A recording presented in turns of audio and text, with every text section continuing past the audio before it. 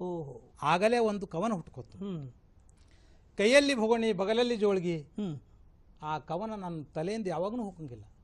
ಕೈಯಲ್ಲಿ ಜೋಳ್ಗಿ ಬಗಲಲ್ಲಿ ಏನು, ಕೈಯಲ್ಲಿ ಭೋಗಣಿ ಬಗಲಲ್ಲಿ ಜೋಳ್ಗಿ, ಮನೆ ಮನೆ ಅಲಿಯುವ ಮಕ್ಕಳು ನಾವು, ಹ್ಮ್ ನೀಡಮ್ಮ ಅಮ್ಮ ಹ್ಮ್ ಕೂಗುತ್ತಾ ಓದುತ್ತಾ ಬಯಸಿಕೊಳ್ಳುತ್ತಾ ನಿಲ್ಲವರು ನಾವು, ಹ್ಮ್ ಹಳಿಸಿದೆಲ್ಲವ ತಂದು ಹೀಯಾಳಿಸಿ ಸುರುವಿದರೆ ಹಾ. ಹಿಗ್ಗಿ ಕುಣಿಯುತ್ತಾ ನಡೆಯುವವರು ನಾವು. ಹ್ಮ್ ಬಡತನವೇ ಉಂಡು ಬಡತನವೇ ಬೆಂದು ಹ್ಮ್ ಬೆವರನ್ನೇ ಕುಡಿದು ಬದುಕವರು ನಾವು, ಬೆವರನ್ನೇ ಕುಡಿದು ಬದುಕವರು ನಾವು. ಹೀಗಾಗಿ ಈ ನನ್ನ ಬಡತನ ನನ್ನ ಈ ಒಂದು ಸಾಹಿತ್ಯಕ್ಕೆ ಪ್ರೇರಣೆ. ಆ ರೀತಿಯಾಗಿ ನಿಮ್ಗೆ ತಟ್ಟನ ಕವಿತೆಗಳನ್ನು ಬರಿಬೇಕಂತ ಹೊಳಿತೈತೆ ಅಂದಮೇಲೆ ನೀವು ಬಹುಶಃ ದಿನ ಟ್ರಾವೆಲಿಂಗ್ ಮಾಡುವಾಗ ಪೆನ್ನು ಪೇಪರು ನಿಮ್ಮ ಜೇಬ್ನಾಗ ಇರ್ತೈತಿ ಅಂತ ತಿಳ್ಕೊಂಡಿನಿ.